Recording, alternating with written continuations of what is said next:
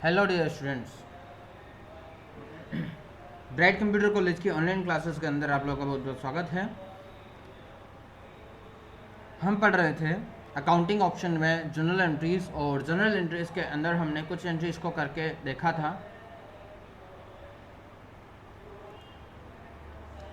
Journal entries के अंदर हमने एंट्री पढ़ी थी fourth number, sold to Ramesh 10,000 goods.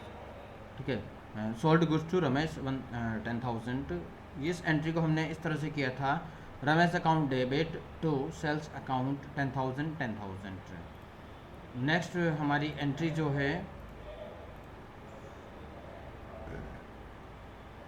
Cash to sale 5,000, cash to sale है ना। तो हमारे पास क्या आया, कैश अकाउंट,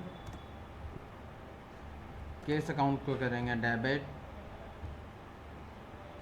नीचे टू सेल्स अकाउंट 5,000 देन 5,000। इस तरह से हमने इस एंट्री को कर लेना है। नेक्स्ट हमारी एंट्री है received from case from Ramesh. Ramesh से कितने रुपए हमें 8,000 रुपीज़, यानी कि 8,000 रुपये हमें रमेश से प्राप्त हुए। तो हम इस एंट्री को ऐसे करेंगे, एंट्री नंबर 10 हमारा चल रहा है, कैश अकाउंट डेबिट, जो हमारे पास आया उसको हमने डेबिट किया। टू कहाँ से आया, रमेश अकाउंट्स, कहाँ से, रमेश अकाउंट्स। अमाउंट था हमारा 8,000, कितना अमाउंट हमारा 8,000। रमेश से 8,000 रुपये प्राप्त करने वाली एंट्री करने के बाद में नेक्स्ट एंट्री हमारी है जनवरी 10 में, paid shop rent to Suresh and purchased goods from Subhash. ठीक है, पेड शॉप रेंट सुरेश और परचेज गुड्स फ्रॉम सुभाष। ये अलग अलग दो एंट्रियाँ हो गई 10 जनवरी में। तो इन दो एंट्रियों को हम अलग अलग करेंगे। 20,000 इसमें अमाउंट है, तो 10,000 का हम रेंट वाली एंट्री कर देते हैं और 10,000 परचेज वाली एंट्री कर देंगे। तो यहाँ पर करेंगे हम rent account debit to cash account, then 10,000, और यहाँ पर भी 10,000। क्लियर। नेक्स्ट थी हमारी, नेक्स्ट एंट्री हमारी देखेंगे, परचेज गुड्स फ्रॉम सुभाष। ठीक है, सुभाष से हमने माल परचेज किया है, तो आने वाली वस्तु को हम क्या करेंगे, डेबिट करेंगे। तो किस तरह से, परचेज अकाउंट डेबिट टू, नाम है यहाँ पे Subhash account, purchase account debit to Subhash account. और इसमें भी कितना अमाउंट देंगे हम, 10,000 इसमें अमाउंट हम फिल कर देंगे। इस तरह से एंट्री हम फिल कर देंगे। ठीक है, नेक्स्ट एंट्री हमारे सामने है, ये आप लोगों की प्रैक्टिस के लिए है कि किस किस तरह की एंट्री को कैसे किया जाता है। 15 जनवरी की है, परचेज फर्नीचर फ्रॉम कैश, यानी कि 6,000 रुपये का फर्नीचर हमने नगद में ख़रीदा है। तो एंट्री कैसे करेंगे,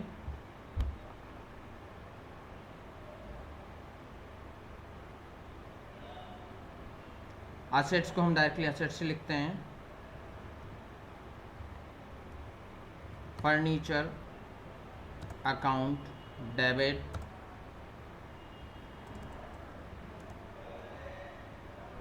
to cash account, to cash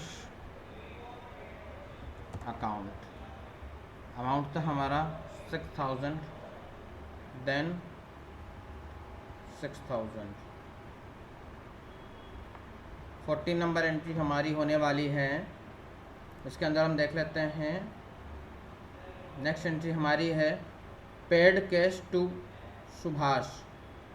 sorry, तो यहाँ पर फिर क्या होगा, रेंट की तो होगी 3000 रुपये की, और सुभाष से माल कितने खरीदा हमने, 17,000 का। तो यहाँ पर तो हम भरेंगे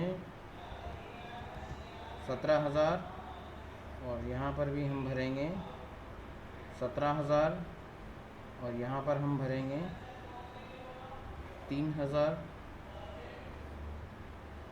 यहाँ पर 3,000 भरेंगे। तो रेंट 3,000। अब नेक्स्ट हमने सुभाष को पेमेंट किया है, ये एक डिब्बा छोड़ने के चक्कर में नेक्स्ट में जाएगी। तो पाने वाले व्यक्ति को सुभाष अकाउंट डेबिट टू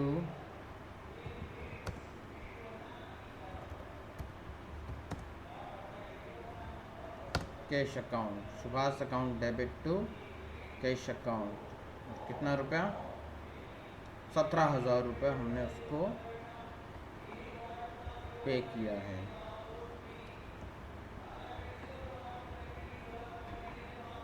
देख लीजिए सेमेज एंट्री हमारे सामने दी हुई है, और इन एंट्रीज़ को कुछ इस तरह से हमने पास आउट कर दिया है। ये एंट्रीज जो हमें मिली थी, और इस तरह से हमने इन एंट्रीज़ को किया है। आप वीडियो को पॉज करते हुए देख सकते हैं कहाँ से स्टार्टिंग हो रही है, इसमें देख लीजिए। Mohan started business with cash to capital, हाँ ये फर्स्ट मोहन स्टार्टेड, फिर परचेज वाली एंट्री आ गई, रमेश वाली कैश में माल बेचने वाली, और रमेश से पैसे प्राप्त करने वाली, रेंट पेमेंट करने वाली, माल परचेज करने वाली, और सुभाष को पेमेंट करने वाली एंट्रीज यहाँ पर हमने कर ली हैं। आगे हम देखते हैं क्या क्या है इसमें हमारे पास और कुछ करने को। तो ये एंट्रीज कुछ क्या है बुक्स में भी दी हुई हैं, और कुछ ट्रांजेक्शन्स और है हमारे पास, उनको भी हम कंप्लीट करेंगे। पहले हम समझ लेते हैं कि बैंकिंग से रिलेटेड एंट्रीज़ को किस तरह से हमें करना है। अगर आपको अकाउंटिंग को डिटेल वाइज समझना है तो इस वीडियो को जो है टोटली तरीके से देखना होगा, ध्यान से, पूरा ध्यान इधर लगाते हुए, ठीक है। ये हाँ, कंपाउंड एंट्रीज, संयुक्त या मिश्रित प्रविष्टियाँ। जब दो या दो से अधिक लेन देन एक ही प्रकृति के होते हैं तथा एक ही तिथि पर होते हैं तो उन्हें अलग अलग लिखने के स्थान पर एक ही प्रविष्टि में लिखा जा सकता है। इस प्रकार के लेखे को संयुक्त या मिश्रित यानी कि कंपाउंड एंट्रीज लेखा कहा जाता है। Example, payment mode on January 30, 2005, salary ₹4,000, rent 3,000 and wages 2,000. The compound entries will be as follows: 2005 January 30, salaries 4,000, rent 3,000, wages 2,000। यानी कि वेतन का भुगतान 4,000 का किया, किराए का भुगतान 3,000 का किया, और मजदूरी का भुगतान हमने 2,000 का किया है। DR सारे पक्ष आ गए यहाँ पर, और यहाँ पर टू कैश 9,000 यानी कि 9,000 रुपये हमने कैश पेमेंट कर दिया, ठीक है। इस तरह की एंट्री को जो है हम इस तरह से कर सकते हैं। एक ही डेट पर एक ही तरह के ट्रांजेक्शन किए जाते हैं तो उन सबको हम एक ही जगह पर लिख दिया करते हैं। यहाँ पर है some special transaction related to goods, माल से संबंधित कुछ विशेष व्यवहार हम जान लेते हैं किस किस तरह के हैं। माल को मुफ्त नमूने के रूप में बांटना, distribution of goods as free sample. यदि विक्रय में वृद्धि करने के उद्देश्य से व्यापारी क्रय किए गए माल में से कुछ माल मुफ्त या निःशुल्क नमूने के रूप में बांटता है तो इसे बिक्री नहीं माना जाता है, क्योंकि इससे किसी प्रकार की मौद्रिक आय नहीं होती है। समझ लीजिए, कोई भी व्यक्ति अपने बिजनेस को बढ़ाने के लिए कुछ चीज़ें डेमो के रूप में लोगों को फ्री में देता है तो उसे हम एंट्री कैसे करेंगे, free sample account DR to purchase account, इस तरह से करेंगे। और जितने रुपए का गुड्स उसने फ्री सैंपल में दिया है वो हम यहाँ पर लिख देंगे। अब यहाँ पे कहेंगे कि सर टू परचेज ही क्यों आया, तो इसका अर्थ जो है कि भाई खरीदे हुए माल में कमी हुई है, इस वजह से टू परचेज इसमें आया है। माल चोरी होना, गुड्स लॉस्ट बाय थेफ्ट, जब माल चोरी हो जाता है तो इसे से क्रय किए माल की मात्रा कम हो जाती है,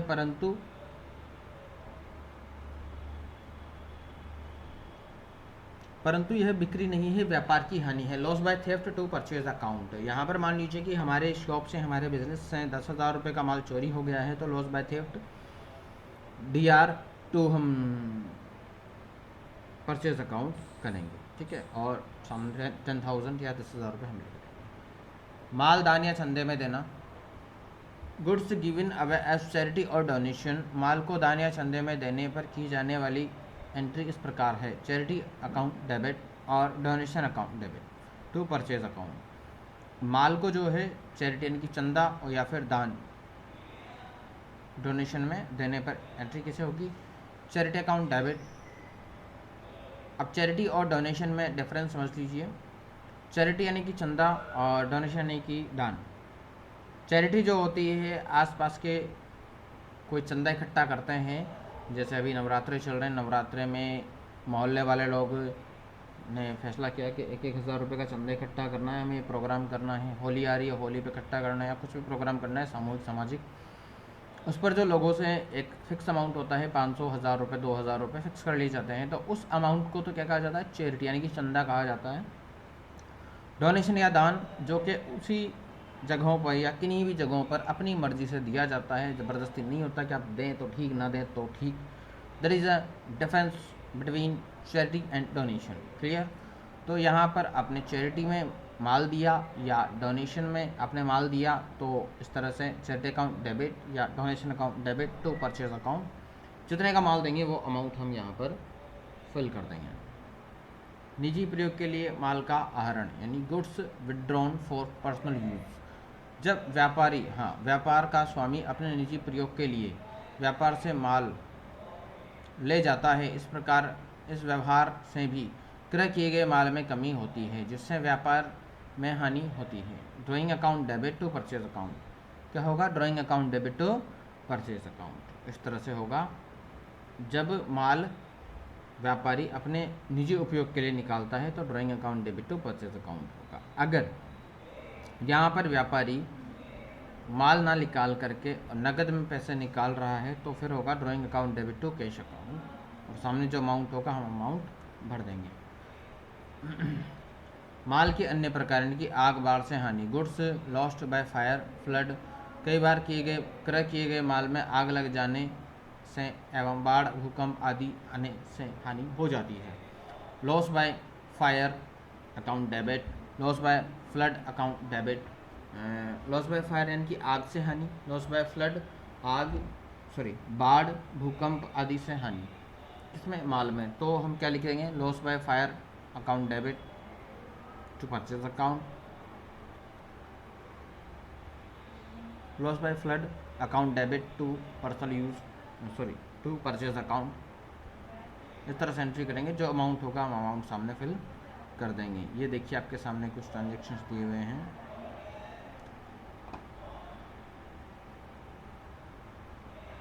goods worth 10,000 were destroyed by fire, claim to 8,000 accepted by insurance company।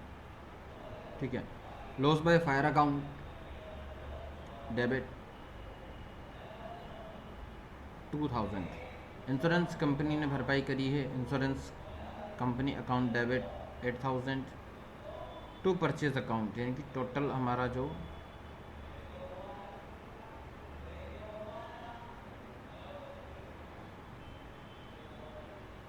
Purchase account था, ये अमाउंट थोड़ा ऊपर नीचे हो रहा है, परंतु ये परचेज के सामने ये 10,000 वाला फिगर आना था, जो कि ऊपर आ गया है।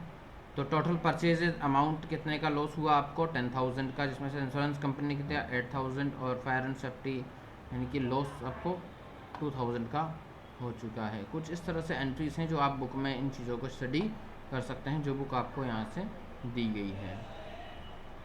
कुछ बैंकिंग ट्रांजेक्शन्स भी देख लेते हैं हम, उनको भी समझ लेते हैं, डिटेल्स हैं जिन विद्यार्थियों को पढ़ना है, सीखना है।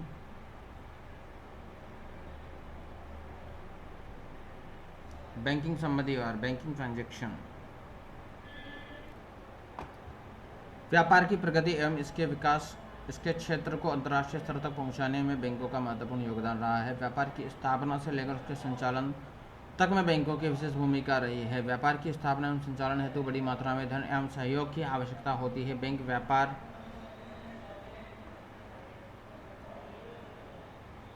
व्यापार को विभिन्न प्रकार की सेवाएं, सहयोग एवं सहायता प्रदान करते हैं। यहाँ बैंकों संबंधी व्यवहारों की जर्नल की एंट्री करने के संदर्भ में संक्षिप्त जानकारी दी गई है आपको।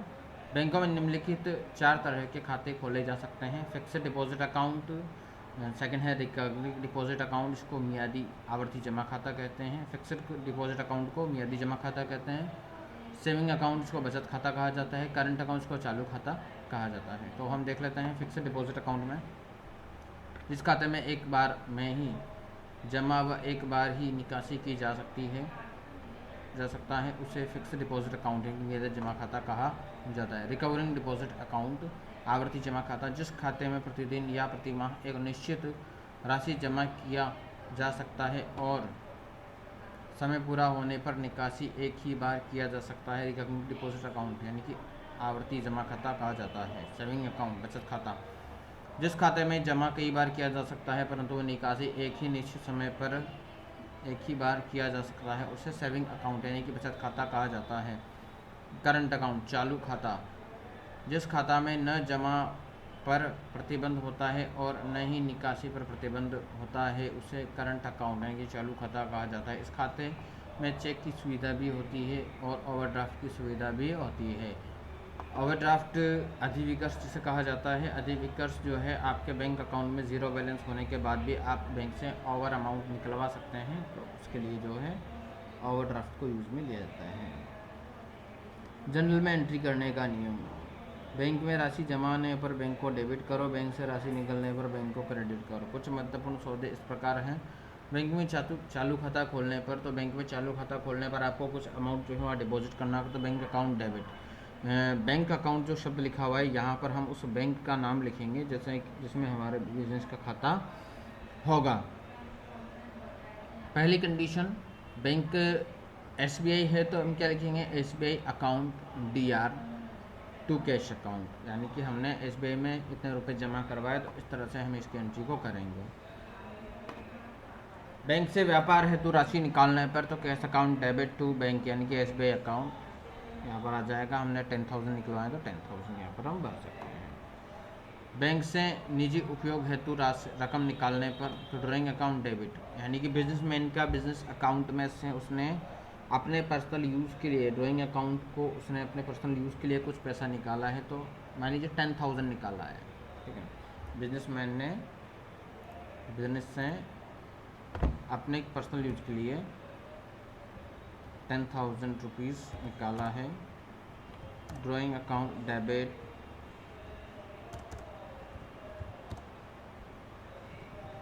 To cash account, drawing account debit to cash account 10,000 10,000। इस तरह से हम एंट्रीज को कंप्लीट कर लेंगे, ठीक है।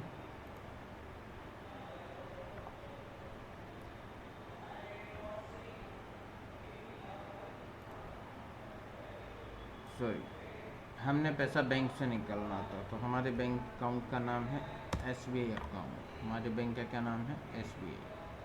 तो SBI का नाम यहाँ पर आने वाला था।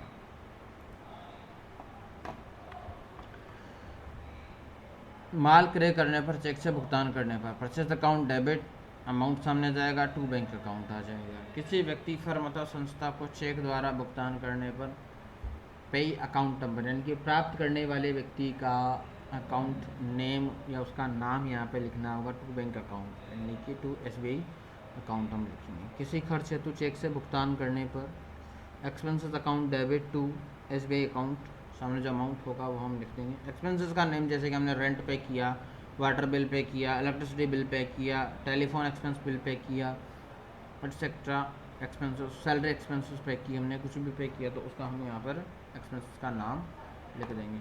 किसी संपत्ति के क्रय करने पर चेक द्वारा भुगतान करने पर असेट्स अकाउंट डेबिट, असेट्स यानी कि हमने लिखा हमने फर्नीचर ख़रीदा 20,000 का और उसका पेमेंट जो है हमने बैंक के माध्यम से कर दिया, तो assets furniture account debit to bank account आ जाएगा। हमने हमारे बिज़नेस के लिए असेट्स के रूप में एक कंप्यूटर ख़रीदा है और कंप्यूटर को हम लिखेंगे computer account debit to bank account, ठीक है। चेक प्राप्त होने पर की जाने वाली प्रविष्टियाँ, यदि किसी दिन चेक प्राप्त हुआ उसी दिन, हाँ, बैंक से जब चेक प्राप्त होता है तो उसमें अलग अलग कंडीशंस लग जाती हैं। अगर वो अदर बैंक का है तो 2 दिन या 3 दिन में क्लियर होता है। क्यों? क्योंकि फर्स्ट तो जिस व्यक्ति ने जारी किया है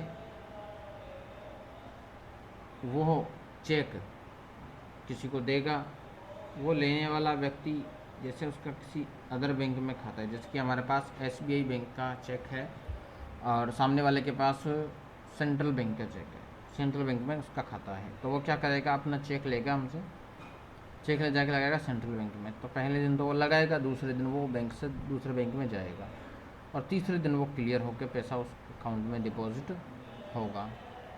तो उसमें भी 1 से 2 दिन या 3 दिन लग जाते हैं। चेक जिस दिन प्राप्त हुआ उसी दिन बैंक में जमा करा दिया तो bank account debit to personal account.